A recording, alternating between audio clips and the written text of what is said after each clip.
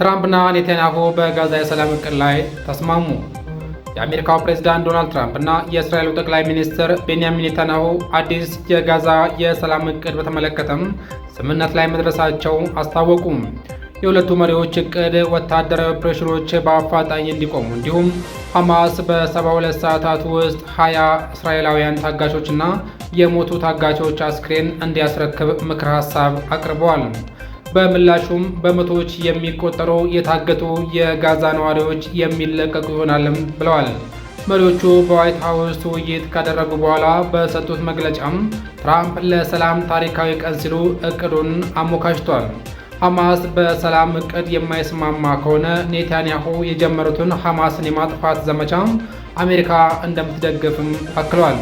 ኔታንያሁ ሐማስ እቅዱን ካልተቀበለ ወይም ካልተገበረ እስራኤል የጀመረችውን ትጨርሳለች ሲሉ ዝተዋል።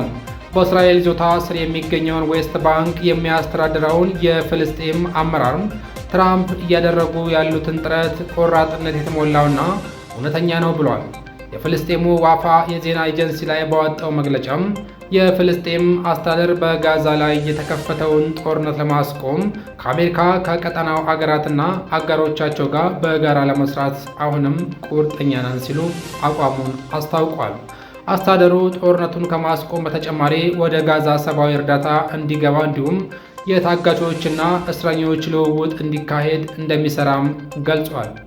የተባበሩት አረብ ኤምሬትስ፣ ሳውዲ አረቢያ፣ ኳታር፣ ግብፅ፣ ዮርዳኖስ፣ ቱርክ፣ ኢንዶኔዥያ እና ፓኪስታን በጋራ ባወጡት መግለጫ ትራምፕ የጋዛን ጦርነት ለመግታት እያደረጉ ያሉትን ያላሰለሰ ጥረት እንደግፋለን ብለዋል። ስምምነቱ እንዲተገበርም ከአሜሪካ ጋር ለመተባበር ዝግጁ መሆናቸውንም አክለዋል።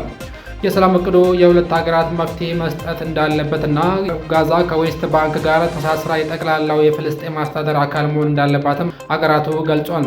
ለተኩስ አቁም ስምምነቱ ቅርብ የሆኑ የፍልስጤም ምንጭ ለቢቢሲ እንደተናገሩት ዋይት ሀውስ ለሐማስ 20 ነጥቦችን አቅርቧል።